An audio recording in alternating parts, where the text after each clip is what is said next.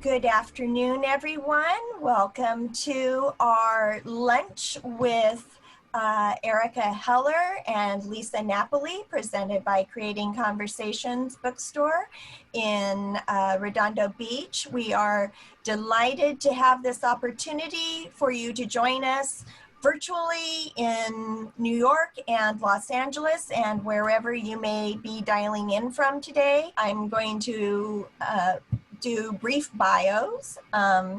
Erica Heller is the author of the memoir, Your Saurian Slept Here. When Joseph Heller was dad, the Apthorpe was home, which actually is where she's speaking to us from today, and life was a catch-22. A novel, Splinters, and 300 Ways to Say No to a Man, a humor book illustrated by Seymour Twast.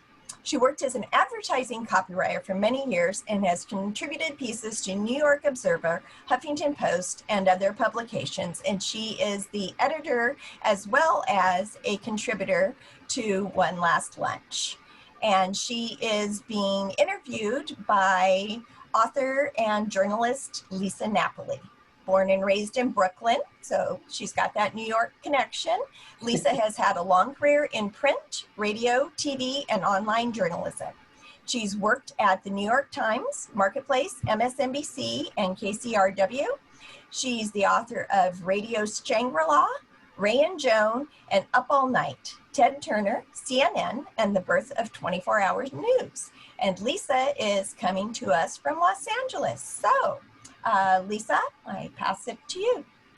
Thank you so much. I appreciate the introduction, and I always love being part of one of your works, whether it's live or this way.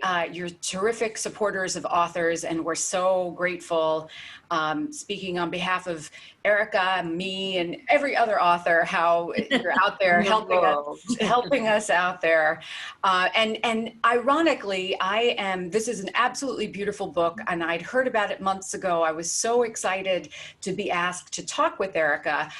Even before I saw it, it is a beautiful book, and it turns out that we have the same publisher and editor, so who apparently is joining us on the call. And just for his edification, I am working on another book for him, which is on the futon behind me. So I'm just excited to be taking it an hour out. And I've really enjoyed during this super crazy time reading this book and fantasizing about who I would have my last lunch with. And all of that aside, as an introduction, I just want to ask you to start, Erica, how did this come about? How did you decide to do this?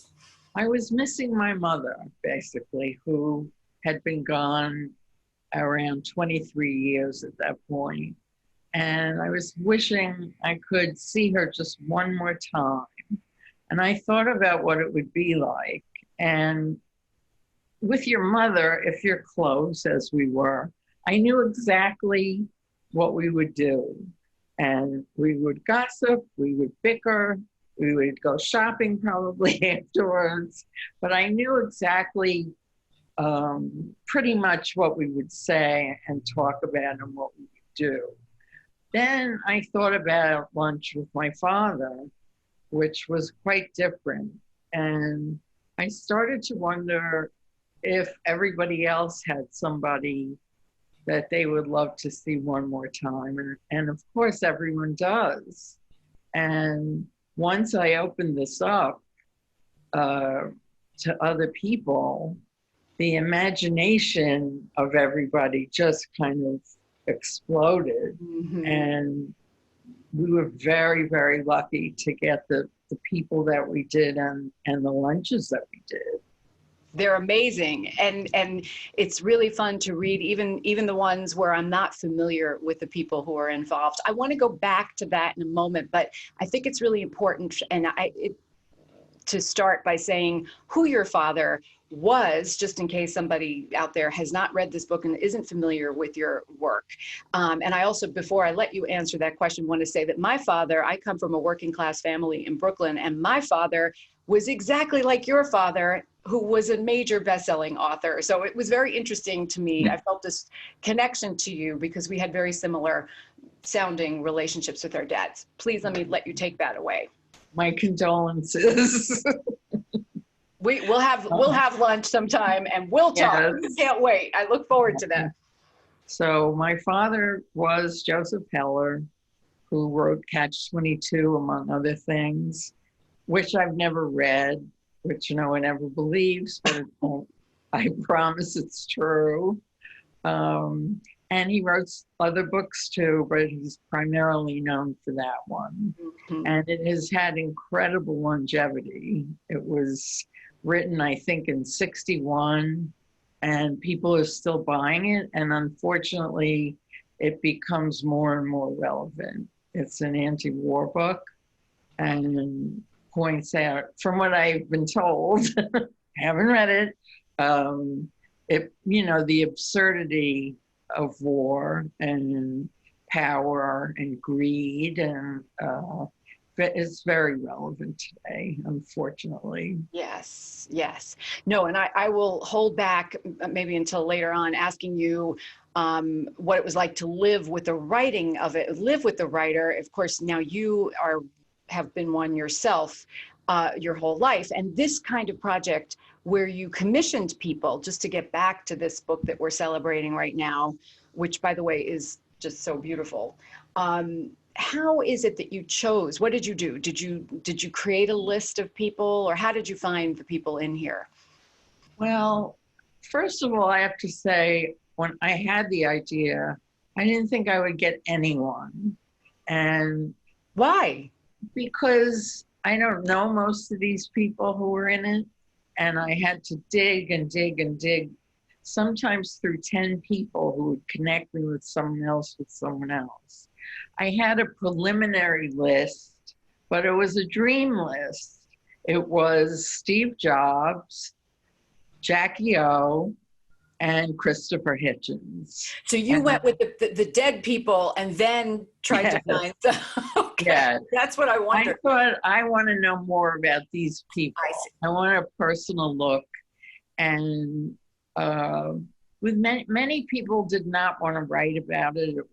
It was too painful to consider, but many people had fun with it also. And I wanted each lunch to be as if we were at the next table eavesdropping. I wanted to know the flowers, the curtains, what everything looked like, what everyone ate. I wanted detail, and I think we got that. And so you really do feel that you are a part of these lunches, which is amazing. And a lot of people were not writers who wrote them. And so I held my breath with each one, but they were just amazing. I mean, yeah, no, the Steve Jobs in particular is yes. an illustration, not text, and all the texts are different. Some are, the Merrill Marco is several of them are plays or teleplays, if you will.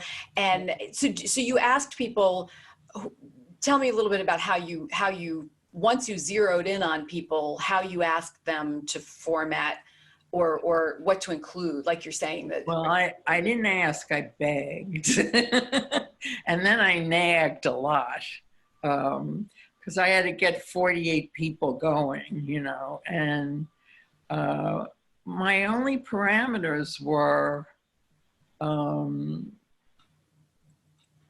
didn't really have any. They asked me how many pages. I said, whatever it takes. And as I said, the more detail, the better. Mm-hmm, mm-hmm. And that comes through. I mean, I do feel in so many of them, like I'm sitting in the restaurant with them. Yes. So, and why the idea of lunch? Lunch to me has a beginning, a middle, and an end. Mm-hmm. It's kind of like whether you're working or not. Mm-hmm. It has a time quality that breakfast might not have and dinner certainly doesn't have. Right. So I wanted, like every story, to have a beginning, a middle, and an ending. And it seemed like the most congenial meal to read about. I just thought it would be fun. Well, I aspire to be able to have lunch.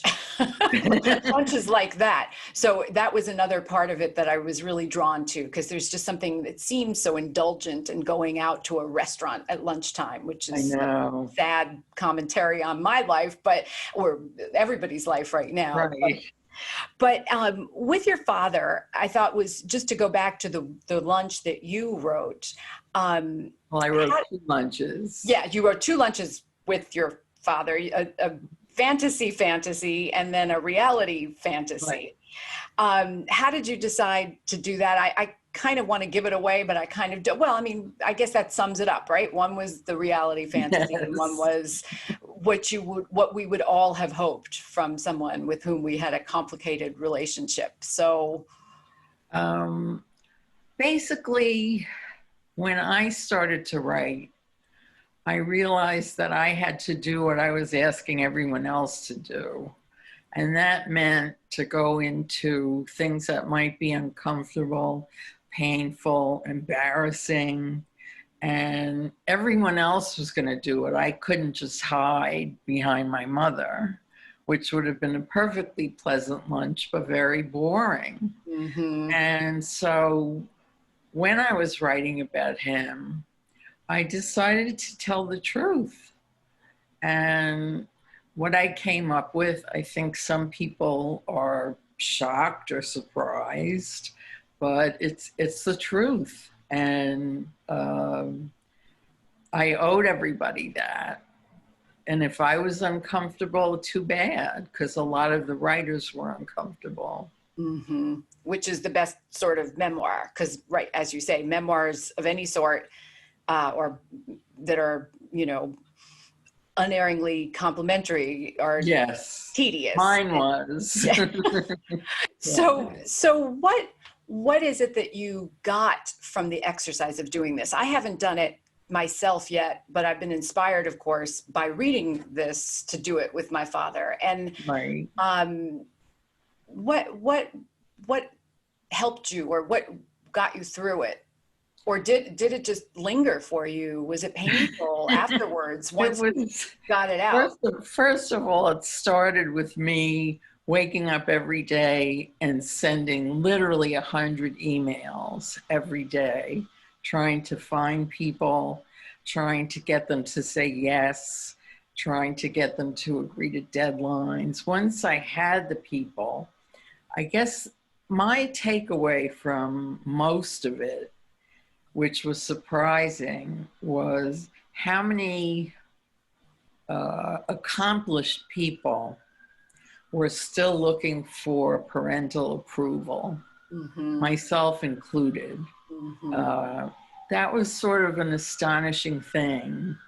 And at one point I was afraid the whole book would be that, but luckily there was enough variation. But what are some examples of the others, for people who haven't read the book, of other interactions? So Robin Williams comes to mind. I personally was drawn to the ones that were about the parents, just because I am, it felt like a big group therapy exercise. And I love that kind of, the whole idea of seeing other people's unresolved issues with their parents, even as Schadenfreude. No, never for me that way. It was I found that helpful to know that I wasn't the only person. But some of the other examples, I'm just looking at the book right now. Carolyn Levitt was one. Mm-hmm. Meryl Marco was one. But the ones that aren't the parental were the Robin Williams and Jesse Kornbluth with Nora Ephron.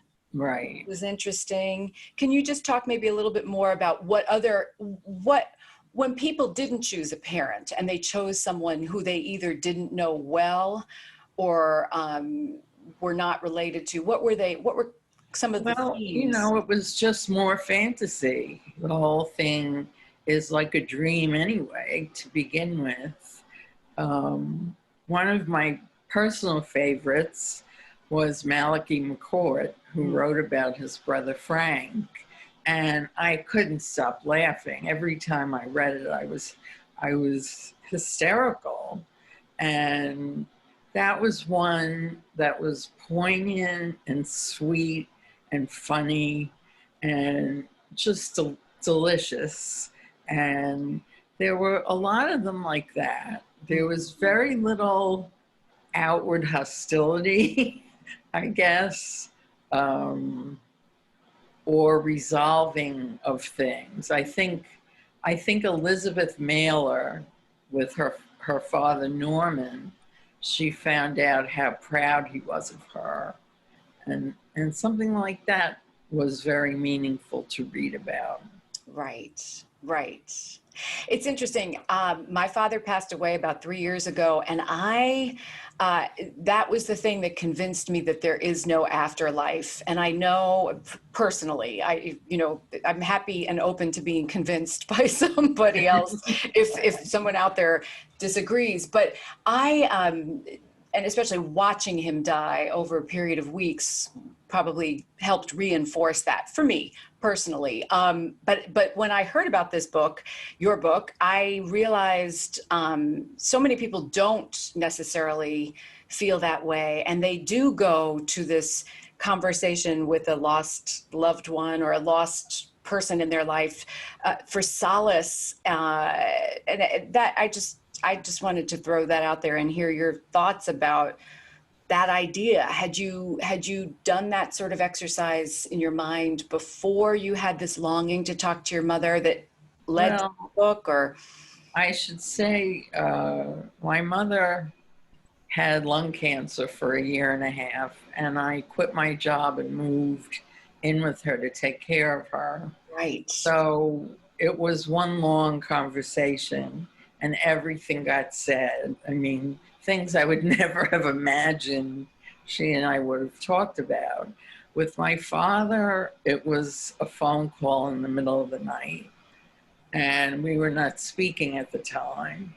So it was kind of stunning to realize there would be no more opportunities. But I think I've never believed in the afterlife. And I think when we say goodbye, it's goodbye. But obviously some people in the book, it was like, I'll see you later. Right. And great for them. Right. It must be wonderful to believe that. But there was a lunch with Jesus Christ in the book. I was fortunate enough somehow to find a British Anglican priest with a sense of humor. And so I figured, if he can play with religion in there, then anybody can. Right. What would you say to somebody, if anybody's on this call now, who wants to do this themselves? We had talked about maybe having a writing exercise in this part of this conversation today. How would you tell someone to go about getting in the space of doing this, especially since most people aren't writers? Right. I think you have to think back to what your past was with them and why it was the way it was. Mm-hmm. And think back to other lunches or dinners or meetings or anything till you can hear the person's voice. And then you just start writing. Where would it be? Who would arrive first? What would they be dressed like? What would the restaurant be like? What would the menu be like? All those things that help make it real. Mm-hmm. And those, as I said, I think are the best ones. And for someone starting out, I think if you lay all that out for yourself, it writes itself. It really does. It just comes. Mm-hmm. Because you know where you are and who you're with and what you want to talk about. and what it would actually be like. Mm-hmm. So you're conjuring a spirit of someone by getting in the right frame of mind and imagining, as you say, exactly where for you it was really resonant that it was the Union Square Cafe. Was that was where your dad, that was his spot, it seemed like, just from the first lunch was at the old Union Square Cafe, and the last lunch I wrote was at the new one. But he was a devotee of Danny Meyer and Union Square Cafe, because they treated him well there. It seemed that way. Yes. Yes. The dessert that you described in particular was, I can't remember if that was in the first one or the second. The banana caramel macadamia tart. And it's no longer on the menu, which I regret very much, but they're not open anyway. Right. So this is a particularly good exercise right now where many of us are imagining not just lost loved ones, but restaurants that we can't go to any longer, that are no longer around, or yeah. Let's talk for a moment. If we have questions, please start sending them my way. Are there tips that you would give people? I hate tips is a bad word, but what would you tell someone who is interested in just the larger memoir writing realm? Having written one yourself, how would you tell people? I would tell them to run in the other direction as fast as possible. Don't do it. Dorothy Parker said the best thing you could do would be to shoot somebody before they take on writing as a work that they want to do. A memoir is just basically reliving your life. It really is. You have to, in order for it to be authentic, you have to really go back to everything and really feel it all over again and see it. And because otherwise it's just a narrative that has no meaning. Right. And it's very hard. You lay it out.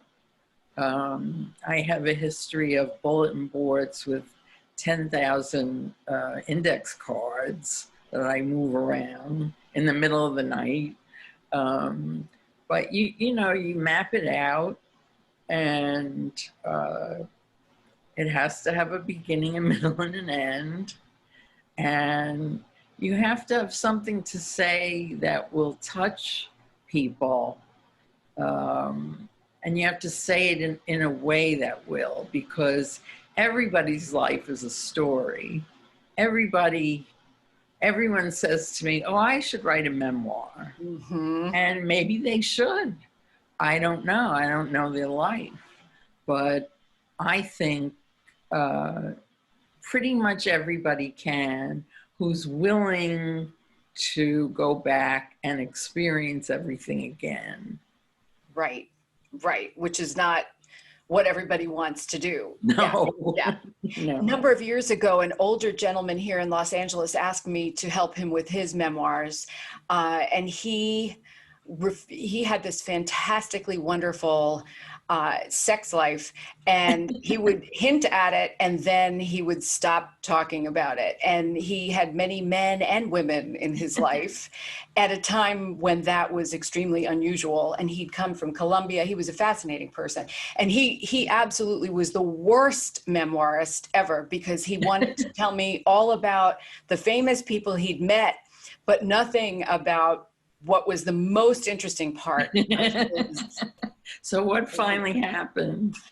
Well, sadly, he passed away. He had inherited quite a lot of money. It's a whole story. I don't want to get into it because it's such a good story, but I don't want to divert. But it was an example of somebody who wasn't really equipped to tap in the way you're saying to the difficult feelings that he felt that had driven him here. From his native country, and to start a new life because he wanted to live in the way that he did. We have a question. Is there anyone who agreed to write a lunch and found it was impossible to do what you were asking?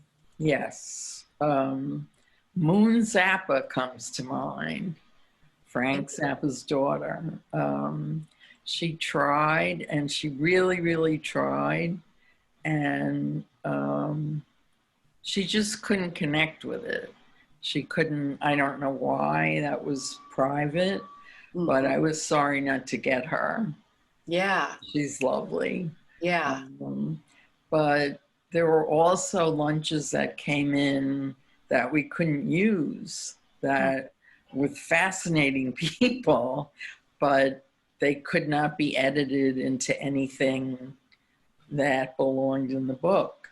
And there were people I didn't get, which I didn't get Elizabeth Taylor and Mike Nichols and Anthony Bourdain and Marilyn Monroe. I mean, there were people that I had to cross off my list, but mostly I got the ones I wanted. But so you made that wish list of people, and you'd try to reverse engineer who might be the appropriate person to write that. Right, and in most cases, I had no idea who someone's friends were, or whether their family would be receptive. I was very lucky because Daniel Bellow wrote about Saul Bellow, his father, and Ben Cheever wrote about John Cheever, his father. But not everything was such a straight line. Right. And Jackie was the hardest because she still has this mystique, and her privacy has to be honored and preserved. And, you know, I don't know what they thought I was looking for, but I finally, after months of going through other people, found her boss when she was an editor at Doubleday.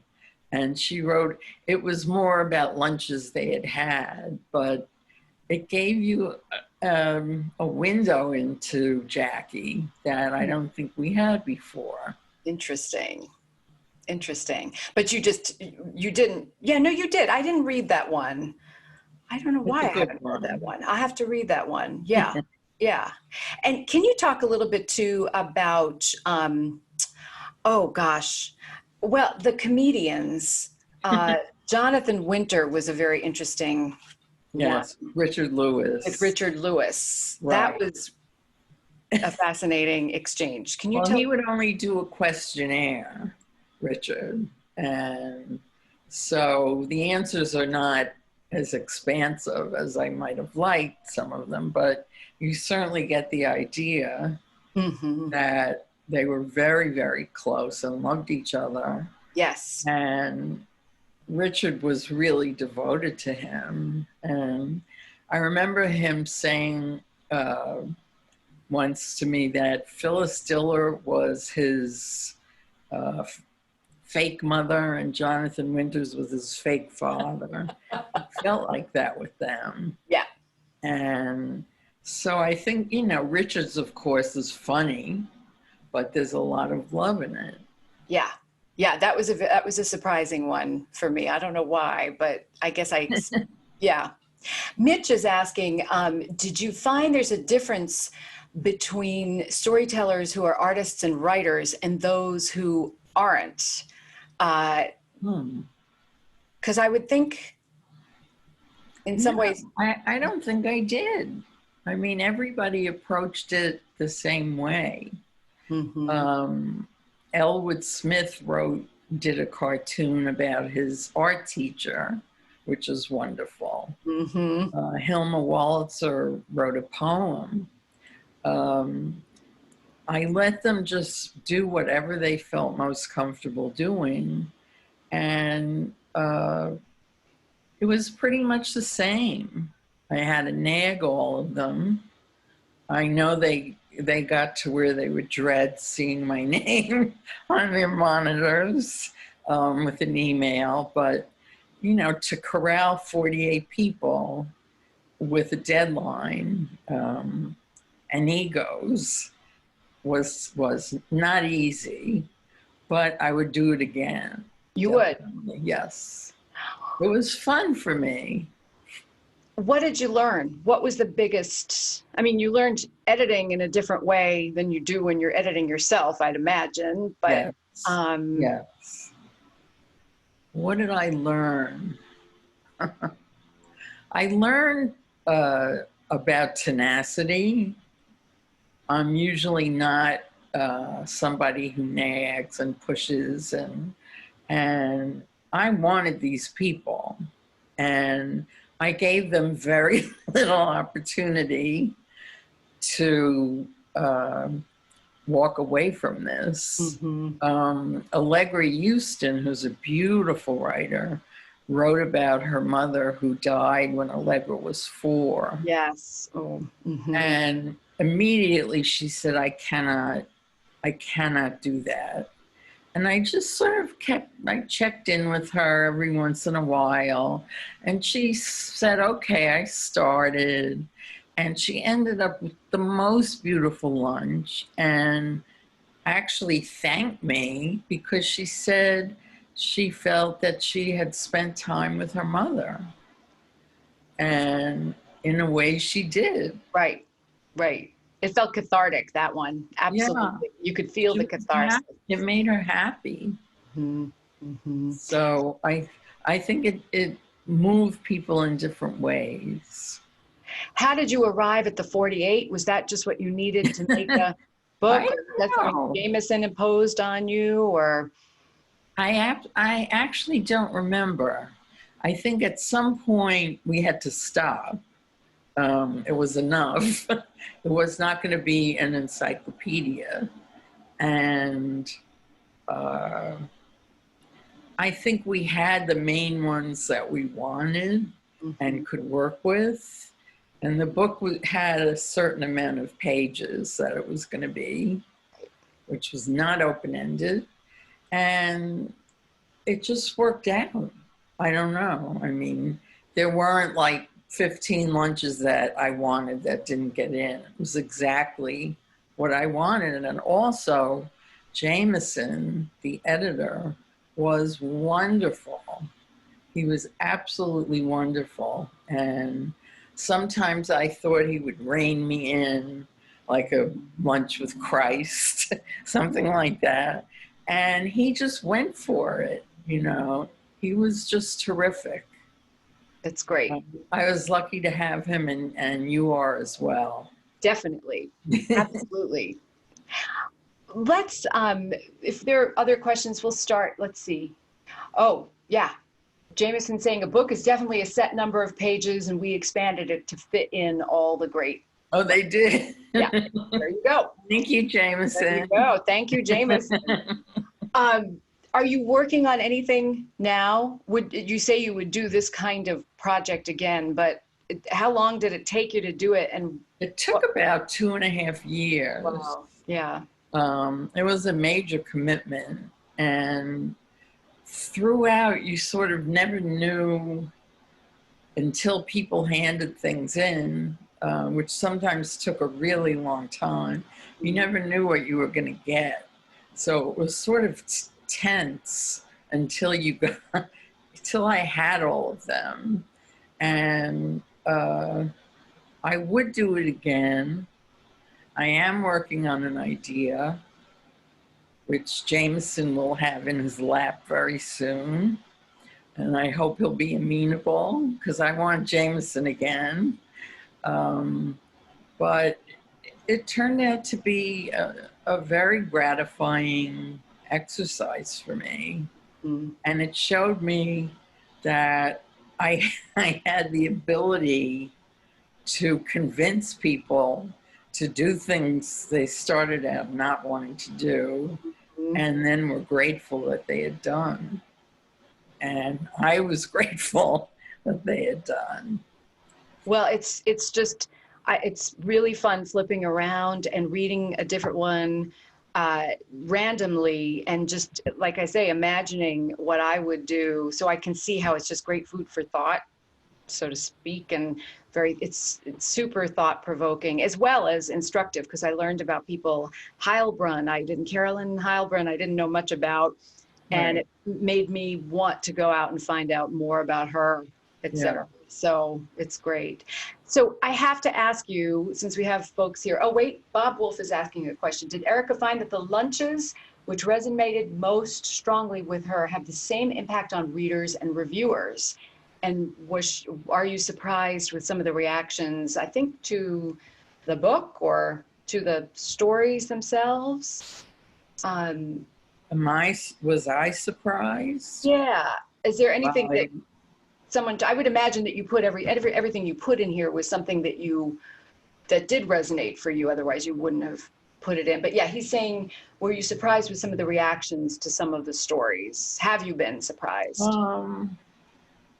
not everyone has picked out specific stories to talk to me about. They just say that the book is meaningful to them, or it came at a good time, which I think it did. One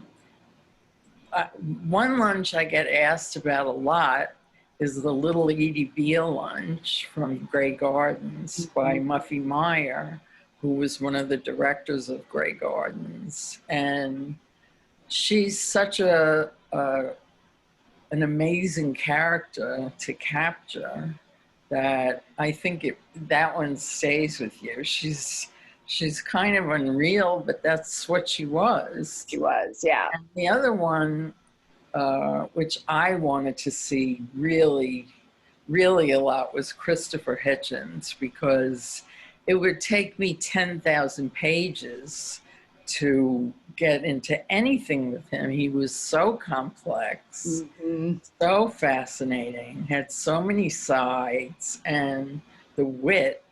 To have to make that up, that was the lunch that I really loved and people seemed to react to. Someone's asking, would the lunches be different if they were with people who we didn't know? I can just say as a reader that of the people, I actually was more drawn to read about the people I didn't know, who were not familiar to me, but unknowns. I hate to call anybody an unknown, but we know what that means. We know what that means. So could it have worked if it had been 48 stories or even half that of people who were not familiar? I wonder. I don't know.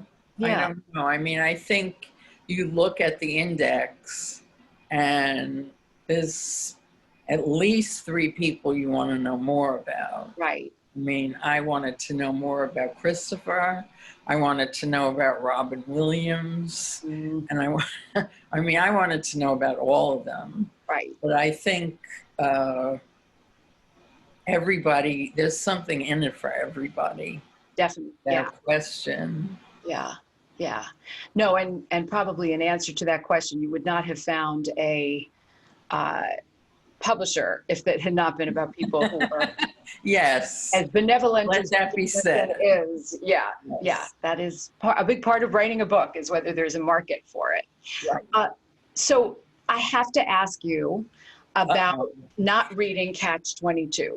I'm sure you've talked about this before. I have not read your memoir. What is it that why don't you want to read it? Well, it came out when I was, I think, 11 or 12, and I didn't want to read a war book.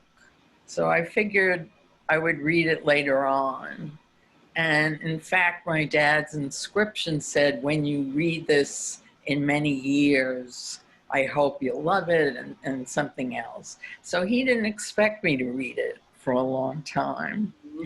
Then he wrote Something Happened, which was about our family and violated our privacy.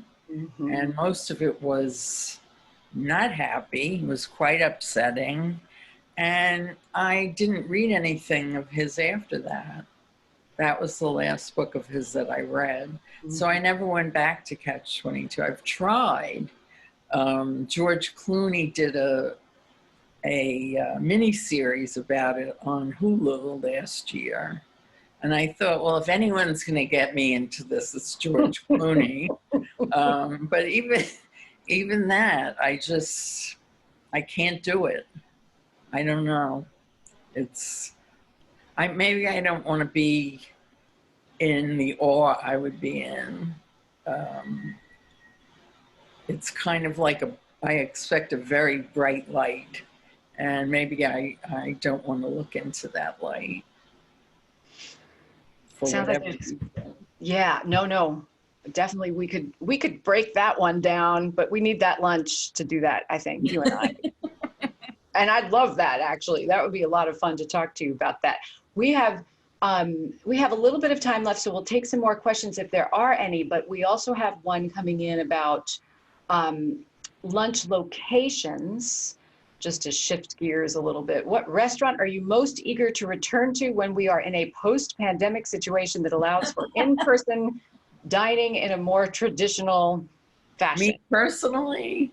Yes. Union Square Cafe. I was going to say, that's where I want to go with you.